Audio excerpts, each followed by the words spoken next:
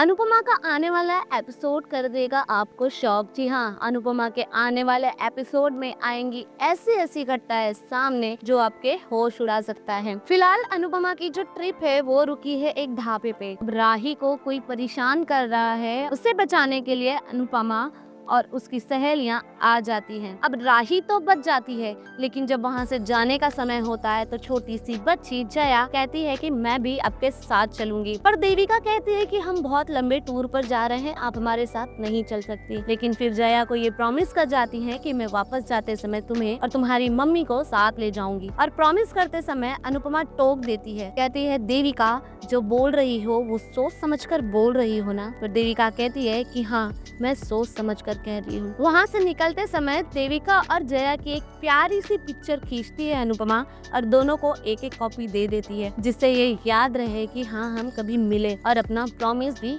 याद रहे देविका को। वहाँ से जाने के समय देविका जया को बस के बाहर झांकते हुए काफी दूर तक बाय कर रही होती है, जिससे अनुपमा कहती है बस बस और ज्यादा आगे जाओगी तो बाहर गिर जाओगी। इतना कहने के बाद जब वो प्रॉपर सीट पर बैठती है तो देविका की आंखों में आंसू होते हैं। उसी बात पर अनुपमा कहती है कि जो लड़की कहती थी कि मुझे कभी माँ नहीं बनना, जो कहती है कि बच्चे बहुत शरारती होते हैं, बच्चे किंग ऑफ शैतानी होते हैं, जिसे बच्चे बिल्कुल पसंद नहीं थे, आज वो आधे घंटे में किसी बच्चे को अपने दिल से लगा बैठी है। इसी बात पर देविका का ये रिएक्शन होता है कि देविका रो पड़ती है और कहती है कि भगवान अब मुझे माँ नहीं बना सकता और इस स्टेज में माँ बनना तो मुश्किल है। मेरे माँ बनने का जो सपना है वो अब बस मेरी बकेट लिस्ट में रह गया है। लेकिन अनुपमा का एक प्यारा सा रिप्लाई देविका के इमोशंस को कंट्रोल में ले आता है। अनुपमा कहती है कि तन का रिश्ता कभी माँ बेटी का नहीं होता, मन का रिश्ता माँ बच्चों के लिए सबसे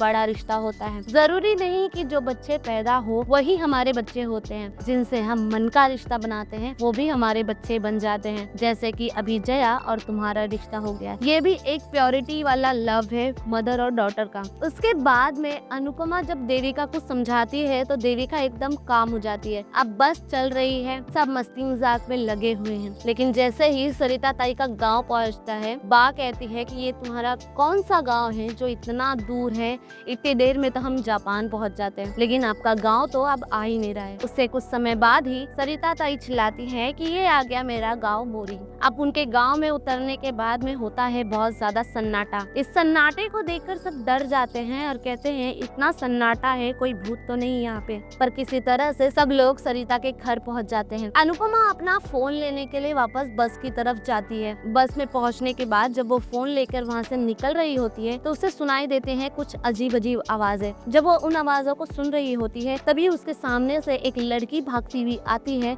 और चली जाती है। वहीं पीछे से सरिता ताई आकर उसे टोकती हैं कि क्या हुआ। जैसे ही अनुपमा ये सारी बातें सरिता ताई को बताती है, सरिता ताई डर जाती हैं और डरने के बाद में वो अनुपमा को कहती हैं कि इस बारे में किसी से बात मत करना और अनुपमा को लेकर चली जाती हैं। उसके बाद क्रिकेट में ये देखने को मिला है कि देविका और अनुपमा बात कर रहे होते हैं। उसे नींद नहीं आ रही होती है। अनुपमा कहती है मुझे समर की मौजूदगी महसूस हो रही है, तो देविका का कहना होता है हो सकता है कि समर की ही यादें तुम्हें खींच कर यहाँ लाई हो, शायद इस गाँव से उसका कोई नाता रहा हो। अब क्या होगा आने वाले एपिसोड में, क्या सच में समर की आत्मा या फिर उसकी कोई ऐसी कहानी अनुपमा को इस गांव में खींच लाई है, या फिर होने वाला है कोई नया सस्पेंस। आपको क्या लगता है, अपनी राय हमें कमेंट में जरूर बताएं। तब तक के लिए अगर आपको ये अपडेट पसंद आई है तो वीडियो को लाइक करें, शेयर करें और सब्सक्राइब करना ना भूलें टेलीफ्लिक्स को।